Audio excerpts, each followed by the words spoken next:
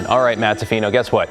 We made it to Friday, the first Friday of the new year. Yeah, that's right. It's hard to believe New Year's was less than a week ago, right? New Year's Eve. And here we go, speeding through. Yeah, that's right. With more rain in the forecast, it's a wet night out there right now. And, that's the theme, really, going forward. It's January. Let's not sugarcoat it. Right, exactly.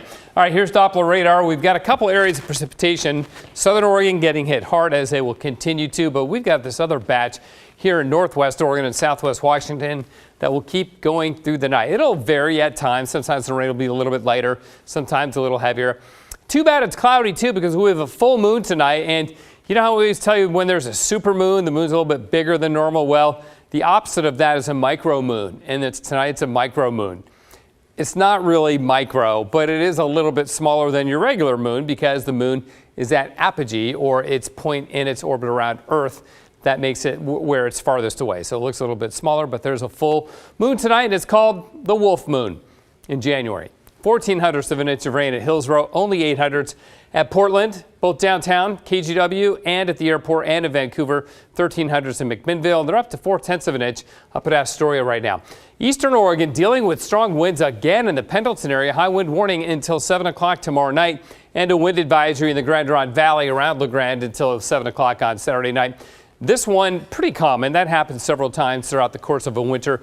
This one, not as common, and it's been going on now for a couple of days. Those strong winds coming off the Blue Mountains and going on for seemingly a week. And really, it was New Year's Eve when the snow really started to hammer the Sierra Nevada and the rain hitting the valleys and the coast of California. And it continues with another strong storm rolling inland right now. There is an area of low pressure that's developing right about in here. That's just going to be marching north tonight, so bottom line is it keeps the rain going for us right on through tonight into tomorrow. I think a little break tomorrow night and into Sunday morning, but then the rain is back on Sunday. And this is why. Another system coming on shore Sunday night. That will produce some stronger east winds. Another system here. That one rolls a little farther south on Monday night into California, so I don't think we'll get much wind out of that. But then towards the middle of next week, strong east winds again as we get this massive area of low pressure.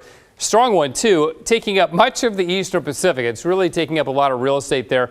And then more storms still continuing to impact the West Coast right on through next week. It is a very, very productive pattern if you like rain and mountain snow, especially as you head into southern Oregon.